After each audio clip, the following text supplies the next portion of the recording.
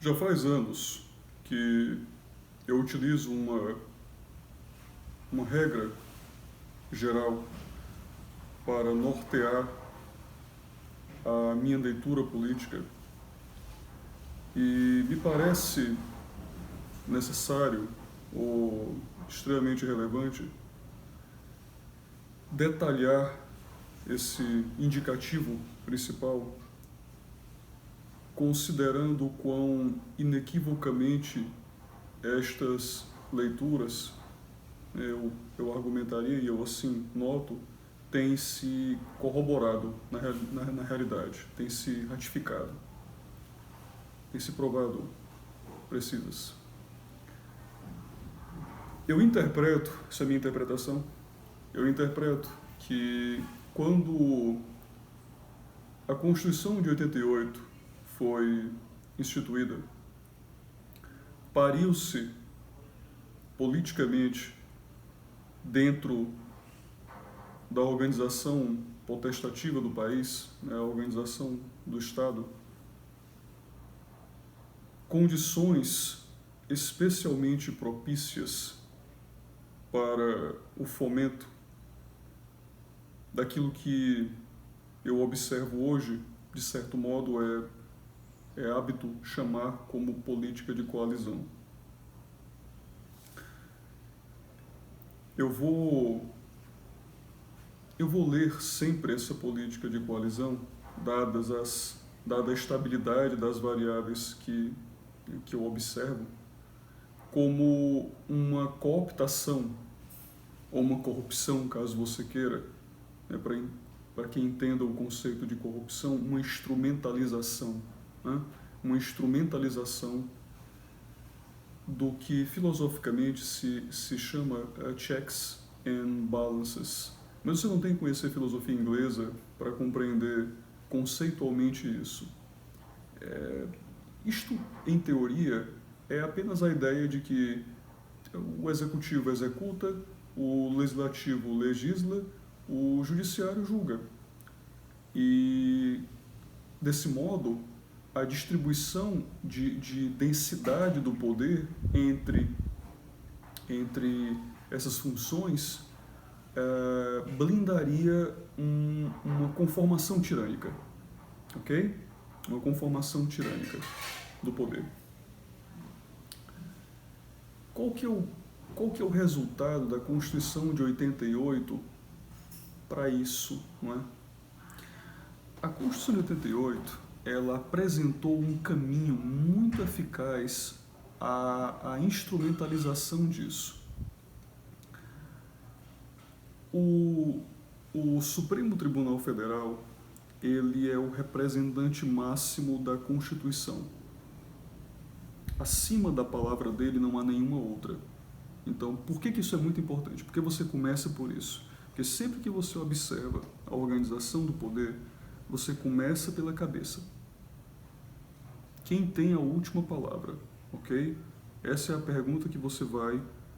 Quando você quiser compreender a organização do Estado grego, antigo, tá certo? A cidade-estado, você vai fazer a mesma pergunta que você faria se estivesse estudando a República Romana. E essa é a mesma pergunta, tem que ser o mesmo foco que você dedicará quando você estudar o absolutismo francês, ok? Então sempre é a mesma pergunta. Você tem que começar por algum lugar. Por onde você começa? Pronto, você começa desse modo. Por onde eu começo, Carlos? Você começa por esse modo. Procure a cabeça. Então, de onde? Quem tem a última palavra dentro desse sistema? Bom, quem tem a última palavra é o STF. Mas existe uma sutileza. São os checks and balances, né? O STF ele pode sofrer impeachment. Um ministro que eventualmente se excedesse poderia sofrer impeachment. É mesmo? Como seria operado esse processo? Dentro do Senado. Dentro do Senado. Olha que divisão perfeita de poderes. Pois é, mas aí o Senado tem um detalhe. Ele é julgado pelo STF. O mesmo Senado que sabatina e ratifica as escolhas que o Executivo faz, para os ministros do Supremo Tribunal Federal é o mesmo Senado cujos membros, eventualmente, quando incorrendo em crimes, quando acusados, serão julgados por foro privilegiado dentro do STF. Ok? Dentro do STF. Certo. O que acontece se, portanto, o Senado fizer um acordo com o STF?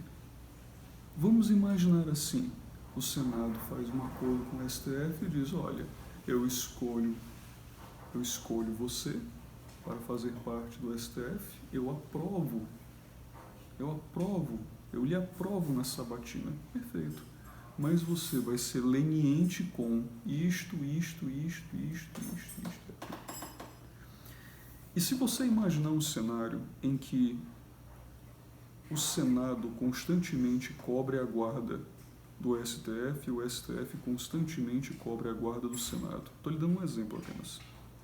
Você observa como rapidamente esse sistema foi corrompido, ele foi cooptado.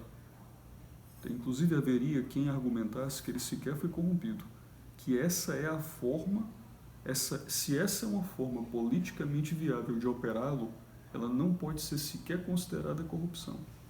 E esse argumento é válido. Esse argumento, inclusive, é válido. Então, observe bem. Esse sistema de cooptação ou política de coalizão funcionou por todo o período pós-88, todo o período da Constituição, até 2018.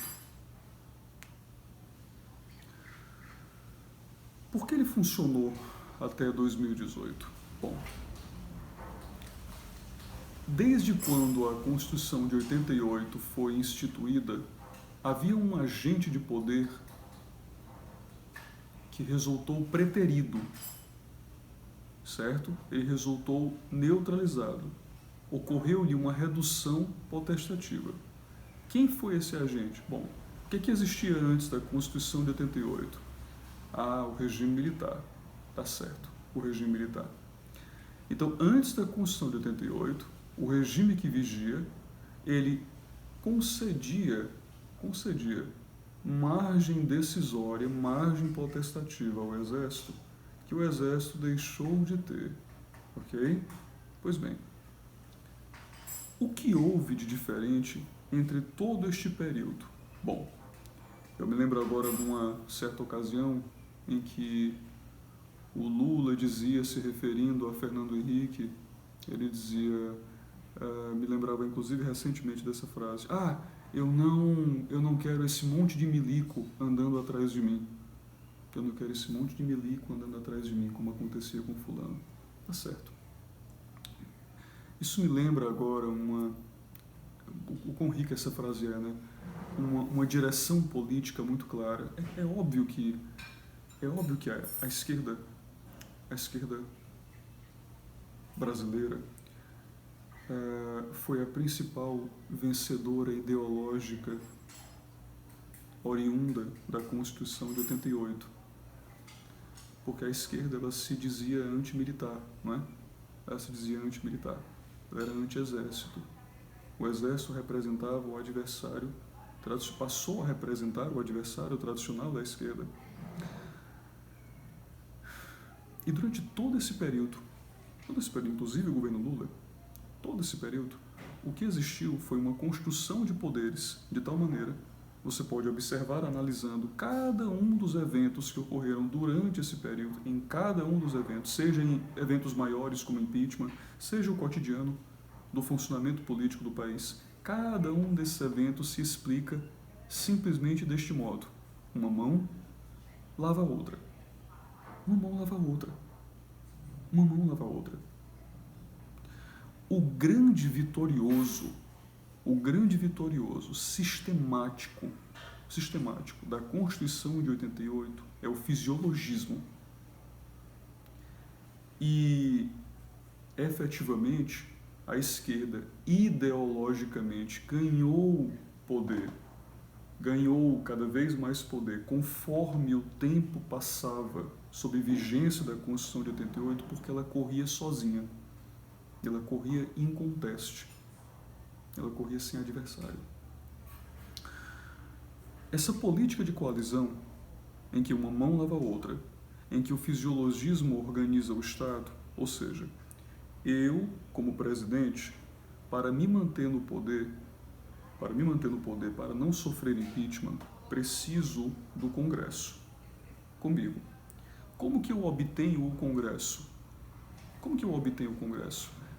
Se eu não quero ter um monte de milico andando atrás de mim, eu compro o Congresso.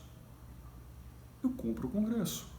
Como que eu compro o Congresso? Bom, eu tenho o Tesouro, né? Eu sou o executivo. Por que eu sou executivo? Porque eu sou o único popular. Eu sou o único popular. Quem mais é popular do que eu? Se eu sou o único popular, eu controlo o executivo, eu controlo o Tesouro, eu compro o legislativo vive em acordo com o judiciário, então eu controlo toda a estrutura do Estado. Ok? Eu controlo toda a estrutura do Estado, através do fisiologismo. Ah, mas é tão grosseiro dar dinheiro, mesada direta para os parlamentares, que coisa grosseira. Não tem problema, você loteia cargos, loteia a estrutura de poder, loteia licitação. Ao invés de você criar estatais, você cria cartéis de empresas privadas que vivem em jogo de interesse privilegiado com o Estado, loteia funções dentro dessas atividades privadas, loteia recursos das atividades privadas, loteia lucro das atividades privadas e compra a estrutura do sistema inteiro. Isso é o que se definiu dentro do país como articulação política. Isso é a política de coalizão. Isso é articulação política, é política de coalizão. Isso é o conceito de articulação política dentro da política de coalizão desse sistema. O que existe em 88? O surgimento, a mudança. Né? Surgimento talvez seja uma palavra demasiado intensa, mas a transição, né? A transição para uma política de trincheiras. Por quê? Porque como a popularidade não é mais monopólio, não era mais monopólio de um grupo, a direita surgiu com popularidade, no mínimo, a direita representada por Bolsonaro, surgiu com popularidade, no mínimo, tão intensa quanto a esquerda, e eu argumentaria até mais popular do que a esquerda. As posições da direita hoje são inclusive mais populares do que a esquerda, mas é indubitável reconhecer que ela é no mínimo comparável à popularidade da esquerda, no mínimo. Ela surgiu reerguendo politicamente uma instituição que estava adormecida do jogo de coalizão. Que instituição? O Exército. Simples assim.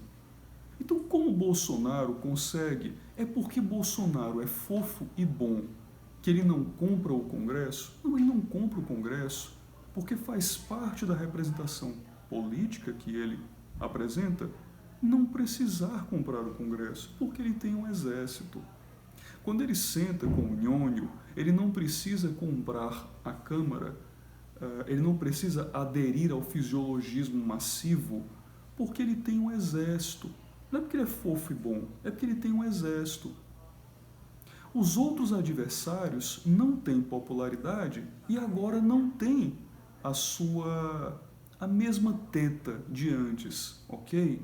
Então é óbvio que ele sempre vai ser um antagonista, porque ele está ocupando um lugar que poderia, e certamente na ótica deles deveria, ser ocupado por um fisiologista, que abrisse toda a estrutura do Estado, certo?